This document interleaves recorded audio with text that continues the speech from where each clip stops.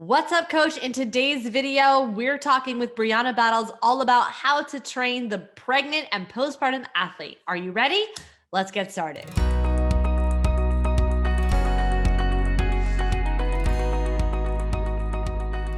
What's up, coach? I'm Beverly Simpson, the owner of B Simpson Fitness and the founder of the PT Profit Podcast. And today we're running an interview that I did with one of my coaches, one of my mentors, Brianna Battles.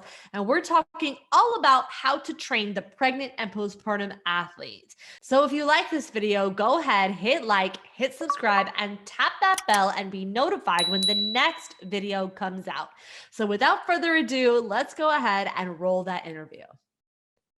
Brianna, thank you so much for joining me on the show today. How are you doing? I'm doing great. How are you doing?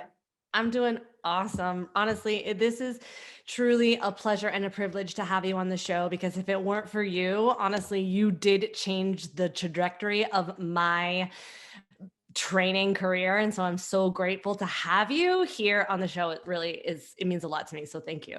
Oh, thank you. I really appreciate that. Yeah, so let's just go ahead and dive in. So one of the first questions I always start with is, could you just please share with the audience a little bit about who you are, who you serve, and how you got there?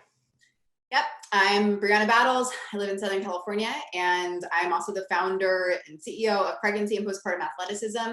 So I have an entirely online business that serves coaching professionals and pregnant and postpartum athletes. So my main focus has evolved into really trying to create a coaching certification that could support women throughout their lifetime of athleticism.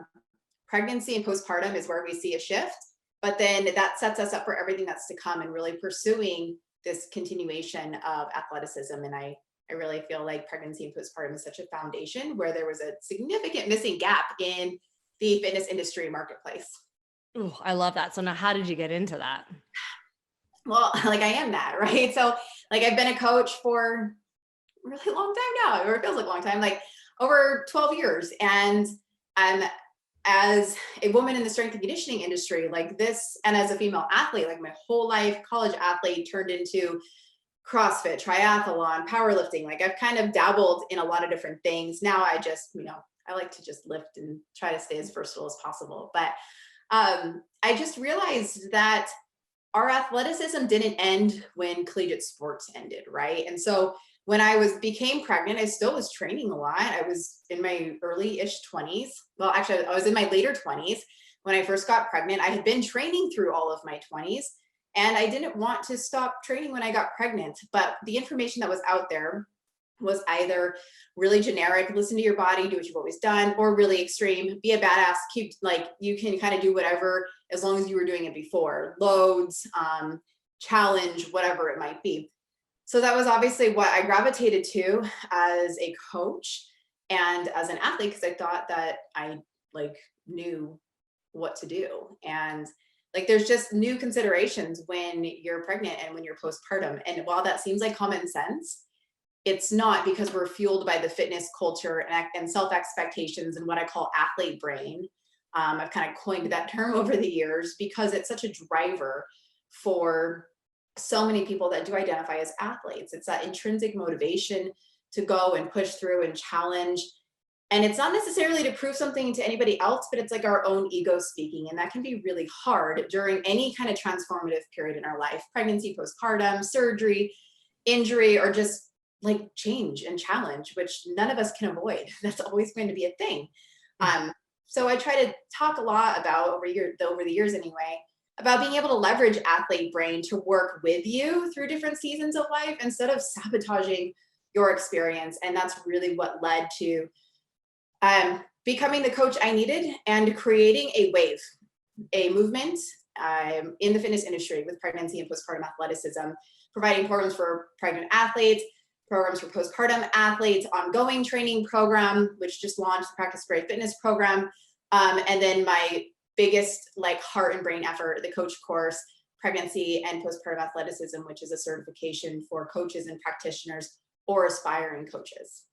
And what I really love about that was a mouthful. I really love about the about the athlete brain concept that you bring up is that you're not only talking about it as you, as the pregnant person with the athlete brain, you're talking about it in terms of coaching someone who might have this athlete brain, and then the key components that you want to consider when you're coaching, which we will get to. But just for context, what year was this happening for you when you were, got pregnant and this was transitioning for you? So that was 2013, where I pretty much I didn't know anything, but I thought I knew a lot.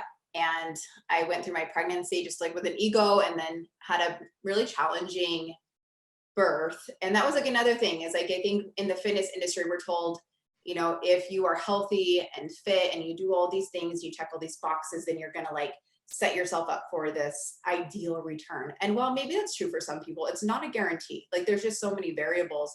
And so I felt very humbled by my birth experience and by just my postpartum experience. It was just a really challenging time in my life during Cade's first year of life. And my first year of figuring out how to become a mother. I really say that he is my little coach, because he coached me on how to be a mom and led me in the direction of my life. And I think that a lot of people get so afraid when they have a child, especially as a professional, oh, it's going to set me back. It's going to sabotage my career. It's going to, it's going to change things.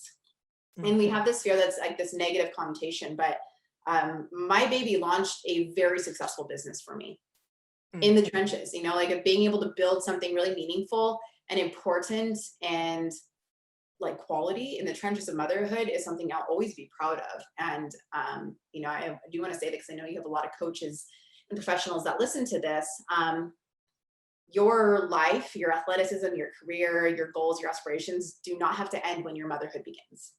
Mm-hmm. Yeah, it's so true. The reason why I was asking for that time is because I think I've shared this with you, but my audience probably doesn't know this because I usually shared this with my moms. But when I got pregnant in 2015, right, which is not that long ago. I mean, we're talking about this huge gap, right? Yes. It was in 2015, and I literally pretended as if I wasn't pregnant. And I think that it's fitness to the point where my sister got on the phone with me and said, "Hey, just so you know, you're going to look pregnant when the baby comes out." And I was like, "Wait, what? No, I'm not. The baby's out." That I just had no concept of what it was going to be like. I just had, right. Put back then, social media just wasn't what it is now. And so I feel like I was that first era of people taking these, 4 weeks or 4 days after birth, 4 weeks after birth, 4 months after birth, these pictures. And you're oh, this is a thing. We document this. And there's that praise, there's that expectation. There's that, just that culture of online and really only showing the highlight reel. And I feel that was very much the 2013 to 2015, 2016-ish. And then that's when I started putting out a lot of programs and things to really help change the narrative that we were being given about what it means to be a pregnant athlete, how to train during that season, how to recover well postpartum, where you're prioritizing pelvic health considerations and also your long-term performance, whatever that might be. Maybe that's going to yoga 3 times a week. Maybe that's doing a sprint triathlon. Maybe that's competing in powerlifting, or maybe that's making a run for the Olympics. I don't know, but I want to be able to support the spectrum of interests and abilities of people out there. I love that. And what's interesting too about social media, right? It's a double-edged sword, and I'm someone who always goes towards the positive, but it would be remiss to ignore the fact that we've also got the other side now, where we've got a lot of misinformation from pregnant athletes who may be going through the athletic brain, and they're influencing our general population out there, because we still, even in 2021, we still have this narrative out there that says, you either have to go hard or you can't move at all. Right. Absolutely. Or along those same lines, people that say, well, I'm fit, I have a following, I am a coach or personal trainer, I'm an expert now on pregnancy and I can sell a pregnancy program, or I have a flat stomach postpartum, therefore I'm going to sell a program for diastasis. And there's like no credibility. There's zero credibility. And there's no governing body really that's holding anybody accountable for this deceptive marketing, but also just like, I mean, you can really like postpartum women, like we're not pregnant postpartum athletes and people in general, they're not vulnerable and like weak, but they're also, they're not, no one is exempt, right? Like there's just a lot of things that influence that season of life, and we can hurt people if we give shitty advice. And that's what we see a lot on social media, is people who are not qualified to be giving advice, especially for this population. Like just because you are a mom or you've been pregnant before or your wife's been pregnant before does not mean that you understand all the considerations of coaching that population. And that's like really something that I feel obviously strongly about, and why I have the certification course, so that you do know, you do have the resources, you do have the referral network to help support this population, especially if you have a great influence. And also, that's not to say too, and this is why I love having the certification, because it's not to say that you have to be a mom in order to train moms. But I will tell you that as someone who used to train moms before she became one, was definitely a different experience. I mean, your body completely transforms, not just from a aesthetic way, and just from how you carry all your pains, your aches and pains, and not to mention the mental components. I'll never forget, after a cesarean, I literally was laying in bed and had that moment of, I'll do anything if I could just swing a kettlebell again, and that moment of, will I ever be able to sit up again the same way? Right? And that's a problem. Like the birth community failed you and the fitness industry failed you. If you didn't know what to expect in some of those capacities, that's a failure on behalf of your support team, that you didn't know that, right? And that's what we have to do a better job of changing, is taking any kind of stigma away from a cesarean birth or vaginal birth, and just saying like, look, it is a big like physiological deal to have a baby come out of your body. There is no good or right way to have a baby. And with that, there's so much we can do to help your recovery process, no matter how your birth went, and whether it was amazing or really traumatizing, there's still a lot of help. And I think people struggle the most when they just feel like, whoa, why didn't anyone tell me? I had no idea what to expect. Yes. That's where we see such a problem. And yeah, totally. Like I felt the same way after my first birth. Yes, me too. I mean, and I just literally, I was like, oh, I got the advice, don't Google. And then I took it too far, where I literally had no idea what was going to happen at. Totally. That pendulum swing, baby. I feel like that's just it's the problem with everything. It's the all or nothing mentality. And really it's just like, who are we getting our information from, and who are we surrounded by? Where can we become better supported, and also just better advocates of our own body and experiences? Yeah, and I'll also say too that we see this in the medical, for people who in the medical system, for people who, I look at my own OBGYNs, and for the record, I loved them. There was nothing wrong with them, but they just assumed, because they knew I was a trainer, that I knew what I was doing. So there was no communication about what it was going to be like after this, surgery. It was literally 6 weeks, no internal exam. Go ahead, you're good to go, running, jumping, let me know if you have pain. And you're like, I can't even be intimate yet, and you're telling me that I can go, run a mile. Right. And it's tough, because I think we hold doctors to the standard of like, be an expert on everything, but really all of us need to be an expert on being able to refer to the appropriate sources. And so that's a lot of the collaboration that the different pregnancy and postpartum athleticism coaches are doing now, is they are working and collaborating with different midwives, OBGYNs, Urogyns, to know like, hey, I've reached the end of my knowledge base, but let me refer you to this professional that we have, this pelvic floor physical therapist, or this pregnancy and postpartum athleticism coach, to be the resource in different communities to help with that kind of guidance. None of us can know everything about everything, including doctors. So when they can be incredible at managing a pregnancy and getting the baby out and all of that. But after that, it's kind of like a handoff, and it should be a handoff, right? To the appropriate people that are trained in that particular domain: fitness, core and pelvic health, recovery, and strength and conditioning. Yeah. And we've talked about this a little bit in earlier episodes in the podcast, where having a network and having a team of people that you can collaborate with only makes you more powerful as a coach, because now you've created a deeper sense of trust for the client. Right. Instead of pretending to be the fix all, you Right. to be the fix all when you put them in front of the right people. Absolutely. And I feel like that's when I've had the most success is when I don't know the answer and but I can set somebody else up.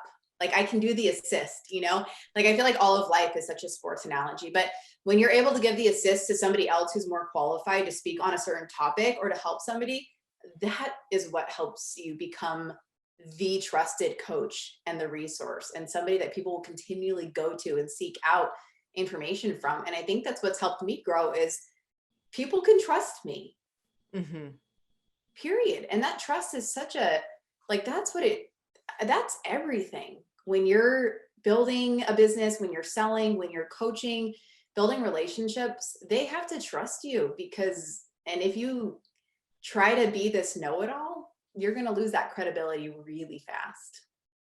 And when someone can trust you and you can feel confident in saying that you don't know, but you're going to do everything you can to help them, that's only going to not only deepen that sense of trust, but also help you with your confidence, because you Right. start to feel more competent. Absolutely. So I'm curious, as we go into 2021, and we're faced now with this pandemic, what are some of the considerations and adjustments that you need to make as a coach for your pregnant and postpartum clients? Showing up for them still, checking in and knowing that people are still going to be getting pregnant. They're still going to be having babies and they still need support. They still need coaching. And that's still a priority to them. That has not shifted. I kind of like brace thinking like, oh, I wonder what's going to happen this year with business, with this in 2020, I really wasn't sure what was going to happen with everything. But it turns out like we have to just get creative in our deliverability, whether that's offering something online, an online consultation through Zoom, an online program, an online 6-week series, or in some areas that maybe aren't as regulated, they're still offering small group classes with a lot of COVID considerations. And people still need that and they still want that. There is still such a demand for it. We just have to be able to deliver and get creative. So good.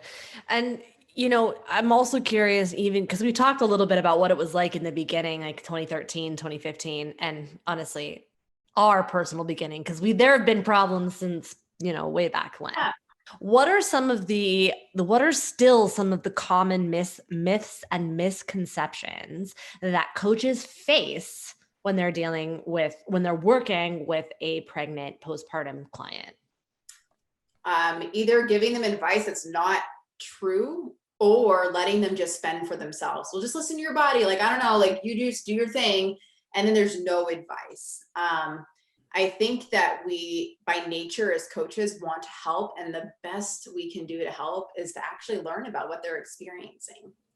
If somebody just had an ACL surgery, we probably have a little bit of context of what that's like and what that recovery is like. We don't say, all right, you got cleared, let's throw you under a barbell. And you know what? Go out on that jog. Yeah, like that's fine. We know that there's like a basic progressive overload that needs to occur. But I think a lot of coaches think pregnancy is just, okay, we got to maintain or keep doing what we've always done. And postpartum, like, well, you're back, baby. Let's lose that weight.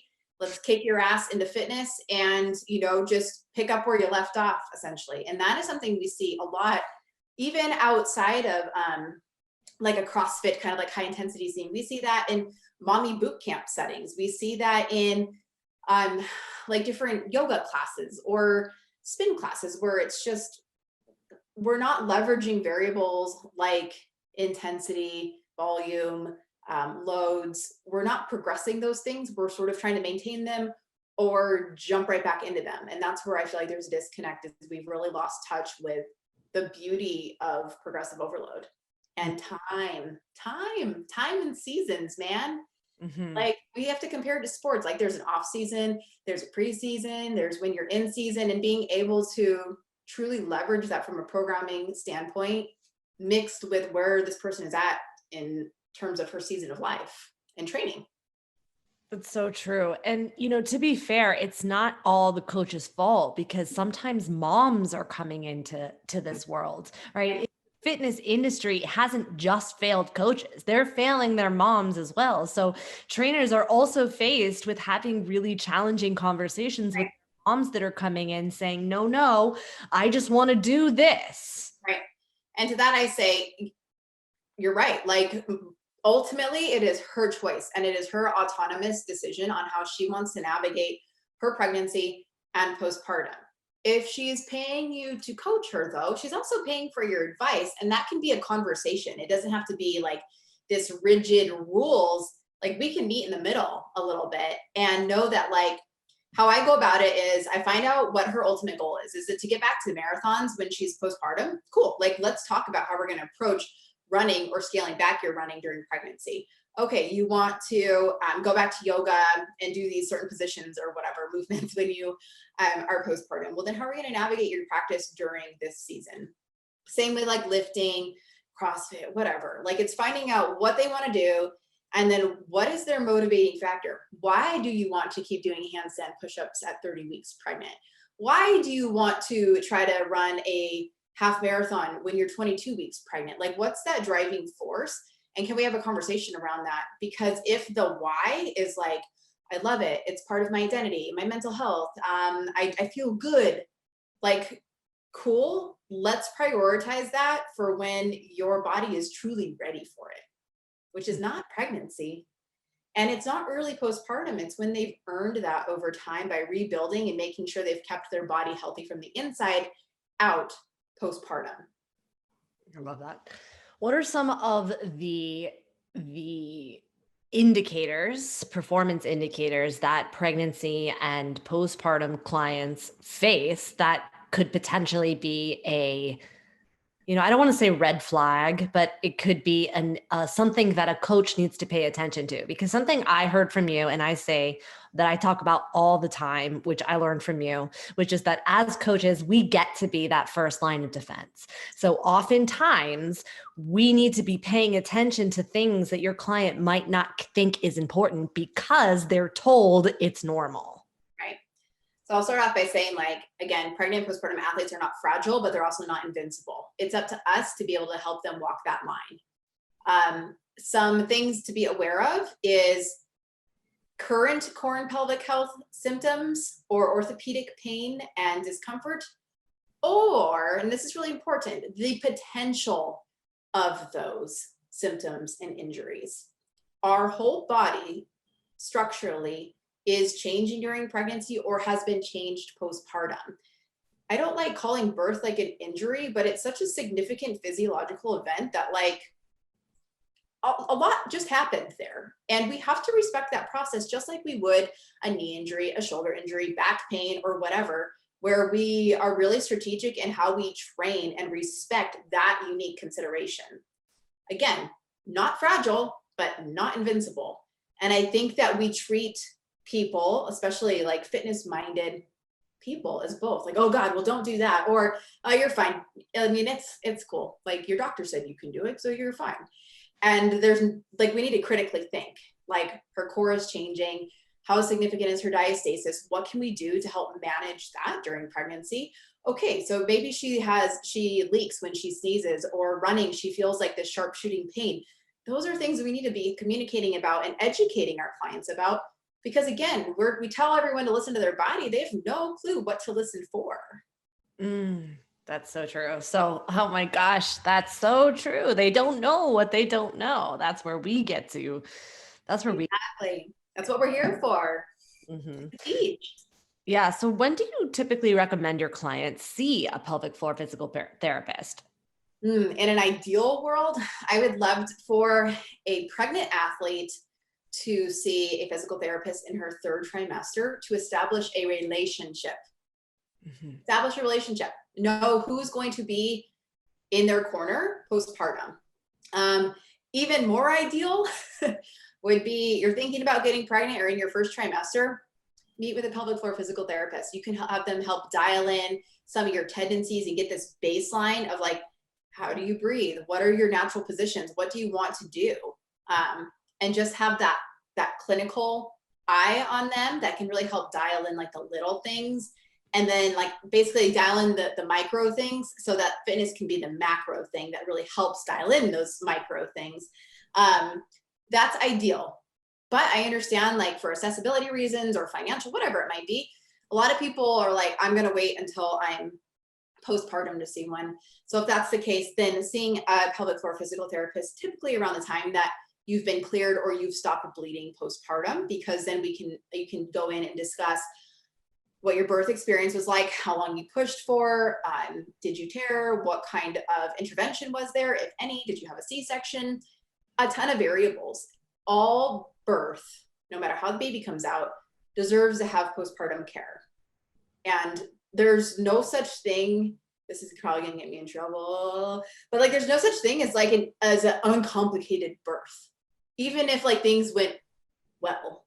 I don't know if we're using video like when you air this, but I'm like using a bunch of air quotes right now just for reference. Like birth in and of itself, like the physiological process, it is complicated, even if it's natural. It's so complicated. There's a lot going on in our bodies and brains and hormones. They just go through so much. And being able to have a practitioner who gets it and can help you recover, again, from the inside out, and bring some awareness to an area that just like kind of got beat up through pregnancy, through delivery, again, whether it was a C-section or vaginal birth, that whole region has been through a lot and it needs the attention. We go to physical therapy for our knee pain that bugs us sometimes, but not after birth, not after a human comes out of your body. What? You know, that's crazy. Mm-hmm. But we have not been taught to traditionally think about birth as being something to recover from, aside from like 6 weeks. Mm-hmm. But that's so, that's not right. 6 week mark is arbitrary. Right. Our body is, you know, it's a bell curve. Some people won't take longer and some people it won't take as long. 6 weeks is an arbitrary number. Right. So yeah, it is true and interesting, because I had a cesarean and my initial thought was, I don't need to see a physical therapist or a pelvic floor. The baby didn't come out there. Right. Yeah. You know, forgetting that I pushed for 2 hours and that there was a whole thing. Right. And then and it's also important to remember that we're talking about human physiology. All this pelvic floor and diaphragm and our core pressure management system, this mattered before I was pregnant, but it didn't come into play it didn't come into my awareness until I became pregnant. Right. And like, so we think oftentimes, oh, this only matters when you're pregnant. You only need to be aware when you're pregnant. But we know that like college athletes, gymnasts, basketball players, like they pee when they play their sports. Volleyball players, worked with a ton of people that have not had babies that leak and are very, very athletic people, and they leak. We've worked with men who have a diastasis, who have like a big hernia, who have like pain in their pelvic region, and they are awesome powerlifters. They're so strong, they're so young, they're so fit, and still they have pelvic health symptoms. This is not a conversation that is solely focused around pregnant and postpartum athletes. It's understanding core and pelvic health and as it relates to performance, athletic performance, and sustainable athletic performance. And, you know, you also mentioned powerlifting. You know, I had Salon on the podcast, and we talked about how at powerlifting competitions, it's almost like a badge of honor that you had a pelvic floor symptom, and there's someone literally there that's designed to clean up pee on the platform. So right. I feel like I totally understand why there's a disconnect with how we view like effort, you know, and we also don't want to shame people that are peeing on the platform. It can totally happen even with somebody who's done a ton of work to improve their pelvic floor, and be cognizant of that. Yeah. At the same time, not a badge of honor, and something that shouldn't be ignored, because one, your performance can be improved if you're not peeing coming out of your squat or locking out on your deadlift or whatever. Like, your athletic performance will be better if you're not pissing yourself. It will be. So that's number one. Number two is, like, I'm in my 30s. when I'm in my 60s and I have grandbabies, I don't want to be worried about my vagina. Mm-hmm. I want to make sure that my body, in the ways that I can control, because God knows there are so many variables out there in life. We have to be grateful for all of our circumstances, but like, I want to do what I can to give my body the longevity it deserves. And that's like functionally. We're not even talking about aesthetics anymore. Like I want my body to work with me for the rest of my life when I'm with my grandbabies and not be managing my bladder. I don't want that. And so I'm not going to train in a way that's continually testing that system when that system is saying, hello, red flag. Yeah. We have to be able to honor that if we are truly prioritizing that lifetime of athleticism. Absolutely. And so with that said, right, this is something that I feel like comes up a lot in our community. Now that, before we hit record, we were talking about that pendulum, because there is also that side that now once you know better, and once you can start to get a comprehensive look at how the body works and how we can, the possibilities of training pregnant and postpartum women, there sometimes now becomes almost this line of fear of when can we, progressively overload? When can we start to push the button of, or, push out the boundary of resilience? How do you determine that? What are some of the ways that you work around that and work with the coaches to move through that? Yeah, I think like strategic programming is really key. Like you build trust every time that you're in the gym getting your reps in, whether it's reps rebuilding your capacity, reps just relearning your body. You need to get your reps in, just like with literally everything else in life. When we're trying to get better at something or more comfortable at something, get your reps in and give yourself time. Most of us do not have this set timeline of, well, I need to get back to the Olympics. I need to be back for this. I need to be back. Most of us don't have this like arbitrary timeline. We have shitty expectations for ourselves that we said, well, I should look better at 6 months postpartum, or I should be able to be hitting these numbers at 9 months postpartum.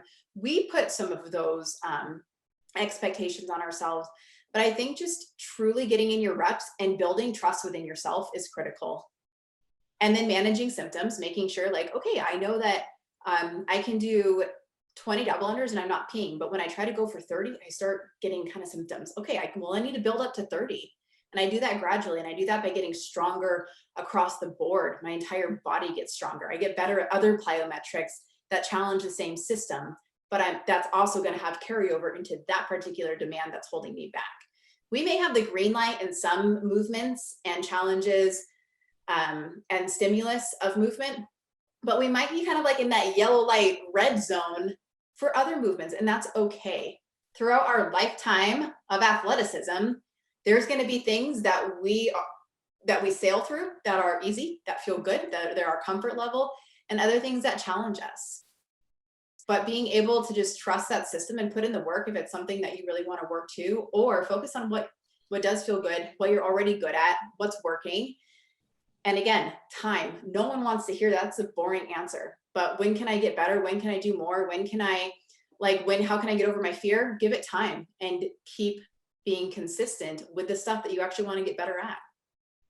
So true. I know it's time. That's like people always want to skip reps, no matter what it is, right? It's truly that beauty of progressive overload. It works. Yeah. But the foundation of it is doing more over time. Mm-hmm. That's all. And then to remember, that we're just shining a light on something that's already there, and not to forget that luckily, I mean, listen, after I started to know better, I thought, thank God my moms were so resilient, because who knows what I was doing before.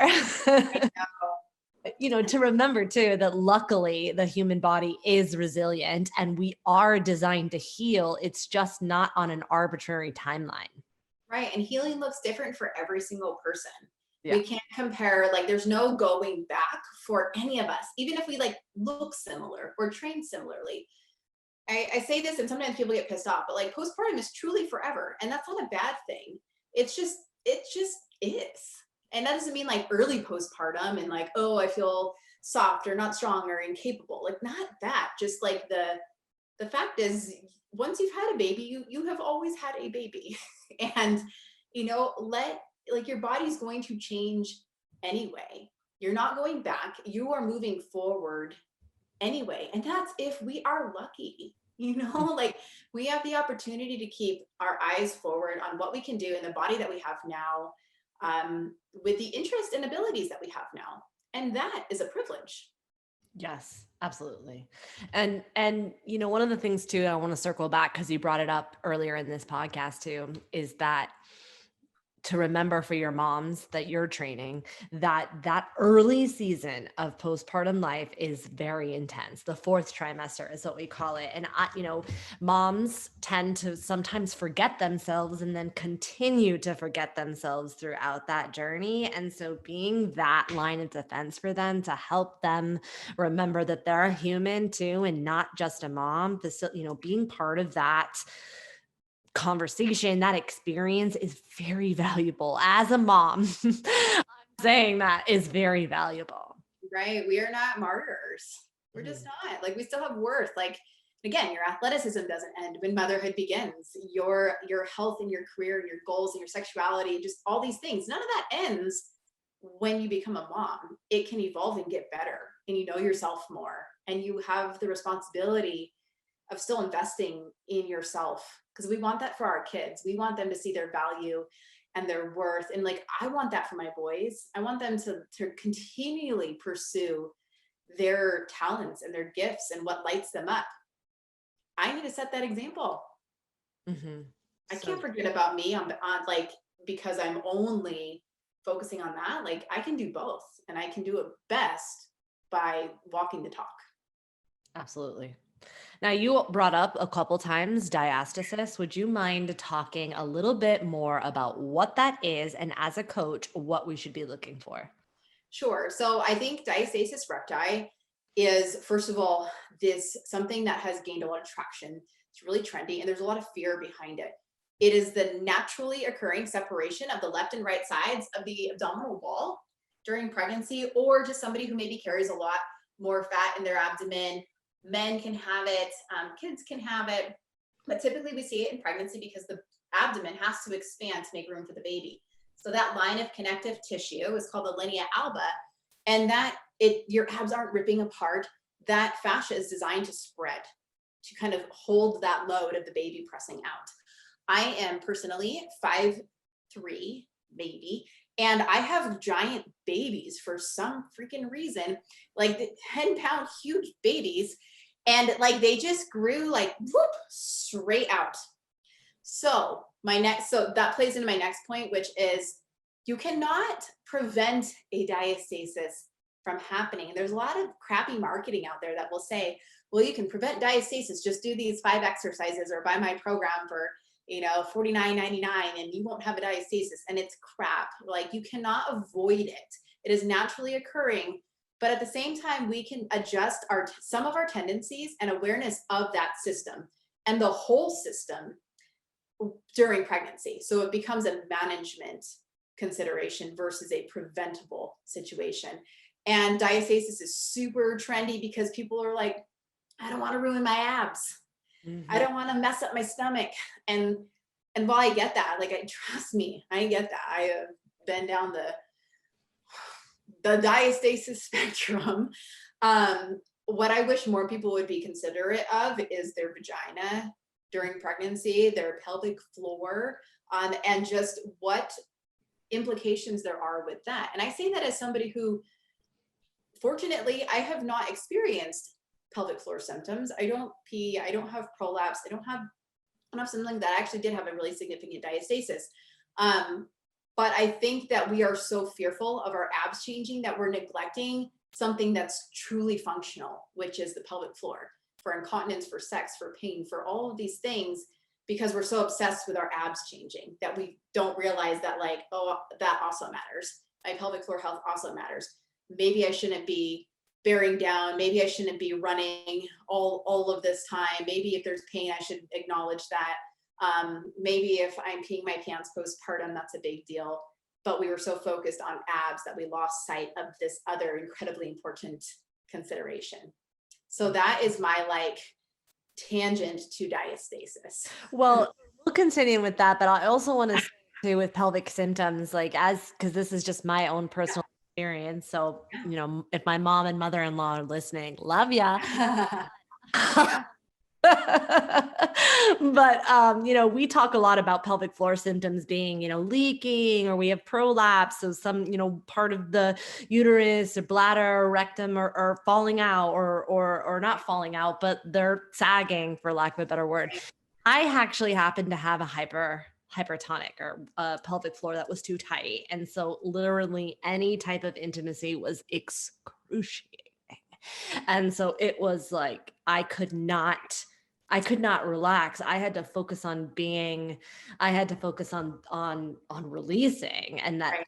all my tension in that pelvic floor was tightness. And we don't pay attention to that. I didn't think that was. We are only told like, we'll just do Kegels. And then people just like squeeze constantly, and especially athletes, like, women in general, like, we're just told to kind of like suck it in and hold it. Well, if you're standing here, if you stand up right now listening to this podcast and you suck in your stomach, I want you to pay attention to like what your butt does and what your vagina does when you do that. Like, just suck in your stomach. We're not even cueing your pelvic floor, but every time you suck in your stomach, you're creating tension in that whole region. And that's something to be aware of. And it's not necessarily bad, but if you're training that over and over and over, and you have this muscle that's constantly kind of holding tension and contracted, it's going to be really hard to lengthen that thing. And so when you're having sex, or you're having a baby, or you're experiencing dysfunction, that muscle has to work for you and respond to the demands upon it. Mm. Sex, peeing, babies, whatever. Yeah. Okay. So back to diastasis. No holding back here, I guess, huh? I ran your podcast, and I'm just going to keep it so real. No, that's how we do here at Be Simpson. Yeah, seriously. But it's true. It's important. And it's important to have these conversations, because I still feel like it's not comfortably talked about. And if in your and I talk about this a lot, if in your coaching world it feels like we're talking about it all the time, it's literally 1/10 of 1%. You're in a tiny little bubble. Most people are not talking about this stuff still. Totally.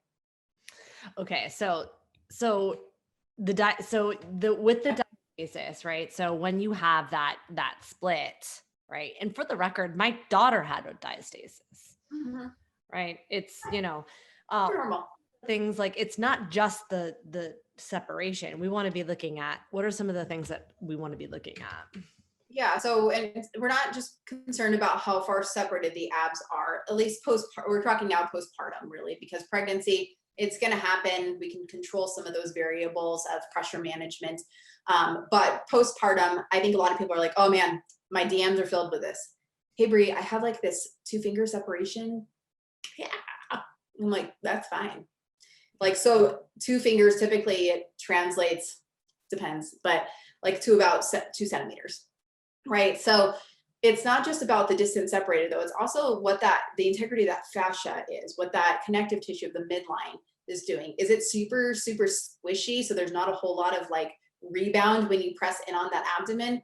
We want there to be tension on that midline.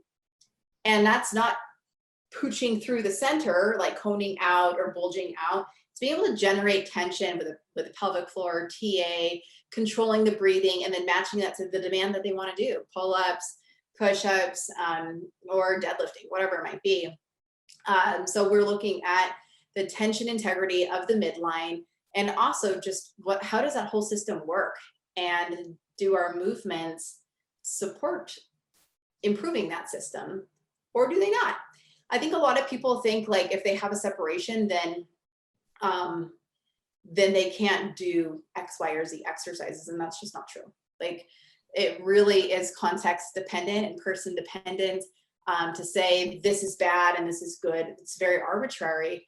But there is a lot to be said for truly rehabbing and progressing fitness postpartum, and being mindful of a diastasis. a lot of people who have really centralized loose skin or stomach that pooches out a lot. Maybe they have a hernia, or just most of the change, aesthetic change, their abdomen is in that midline region. That's like a good indicator that there's a diastasis there. But it's not to say that everybody has one postpartum. Some people, it resolves totally naturally. And other people end up choosing surgery. So, and all of those choices and considerations are okay. It's just a part of that spectrum of athleticism in life and the function of our body. And it's also something important to note that what we're talking about is not necessarily something that every coach and every pelvic floor physical therapist thinks about. So that's why it's important that you're spending the time networking with people who actually get it. Not to say that those well-meaning coaches and well-meaning pelvic floor physical therapists can't learn, because I needed to learn, but there's still a lot of people out there that are perceived authorities in this space that still don't fully get it. Right. And those will be the people who say, well, just don't do sit-ups, or we'll just do some planks then through pregnancy. Or not it. That's really short-sighted, because again, it's managing the pressure system and what those tendencies are, and then being able to decide for the person in front of you if that's the right call or right choice, or just, you know what's just not worth it right now. Like maybe you can you versus should you kind of conversations, I think, are really important for coaches to have and for us to have with ourselves. Like this isn't a matter of my athletic ability. This is a matter of my current state of readiness and my current needs analysis, not my current ability. It's what I currently need in this moment of time. Yeah, it's true. And, you'll still also have those people that, that will tell a mom, oh, you can't lift anything heavier than 8 pounds. Well, your baby was 10 pounds brand new. So tell me about it. So you're going to tell a mom you can't pick up your brand new baby? I mean, I'll be honest, that was one of the hardest parts for me when I had Abby, my second baby, because then I couldn't pick up my first. I couldn't pick her up for 8 weeks. That was excruciating. Right. Yeah. I mean, it's, again, just these generalizations, either be super conservative, which then hurts the mom, or be, you're a badass. Just right back to the things. And, the sooner you're back in the gym, the better. Let's praise that. Also going to hurt the mom mentally, physically, emotionally, or it hurts our society. Right. So we get to be part of the conversation that is shifting that, which is exciting. We're trying, my friend. It's exciting. So I really want to be mindful of your time. So Brianna, can you please tell us where, if somebody wanted to learn more about you, wanted to learn more about how to train this population in this season of life, where can I send them? Literally everything is on the main page of my website. It's www.briannabattles.com, and it's Brianna with 2 N's, BriannaBattles. Yes, Battles is actually my real last name. And on Instagram, it's at Brianna.Battles. And the brand Instagram is pregnant.postpartum.athlete. So I post a lot of information there. And then for the coach course or coaching certification course, it is Pregnancy and Postpartum Athleticism. Again, that is on my website. And we have an international team, definitely over 1,000 people that have enrolled to become a coach and are doing really good work in their communities all over the world in their own unique way. And it's been incredible to see how this work is influencing people's lives from the unique voice and application of the different coach or practitioner. So good. And we'll be sure to link this all up in the show. So thank you so much for hanging out with me today. I really appreciate it. Thank you, Beverly. Appreciate it. Coach, thanks so much for hanging out with us today. All of the links are around that video. And if you like this video and you haven't already, be sure to be subscribed and tap that bell to be notified when the latest and greatest videos come out on this channel. And I'll catch you on the next video.